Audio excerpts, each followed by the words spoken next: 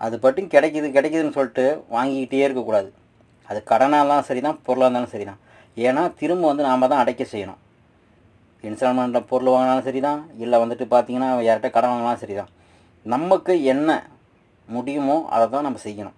இல்லை முடியாத ட்ரை பண்ணக்கூடாதா அப்படின்னா, எங்கள் கடன் வாங்கி வந்துட்டு என்னத்துக்கு வாங்கினேன் எதுக்கு வாங்கினேன்னு தெரியும், அடுத்தவன் உசுப்பேத்துறான்னு சொல்லிட்டு கடனை வாங்கிட்டு ஆடம்பர வாழ்க்கை வாழ்ந்துட்டு அதை திரும்ப ஓடி ஒளிஞ்சிக்கிட்டு வாழ்கிற வாழ்க்கை வந்து நரக வாழ்க்கைக்கு மேலே ஒரு பெரிய வாழ்க்கை. வெளிநாடுகளில் வந்துட்டு நீ சிறிய சம்பளத்தை கூட ஒருத்தன் சொல்லும் போது கூட அந்த வேலையை தூக்கி போட்டு போக முடியலடா அப்படின்னு சொல்லிட்டு கஷ்டப்பட்டு கிடக்கிறான்னா கடன் தான். ஸோ அதனால் வந்து வெளிநாட்டுக்கு வந்து புதுசாக வந்துக்கிற நண்பர்கள் வந்து பார்த்திங்கன்னா இன்ஸ்டால்மெண்ட்டில் ஃபோன் இந்த கம்பெனியில் வாங்கலாம் வைக்கலான்னு சொல்லிட்டு எந்தெந்த வழியில் ஃபோன் வாங்கலாம் வைக்கலாம்னு சொல்லிட்டு வாங்கிட்டு இருக்காதிங்க.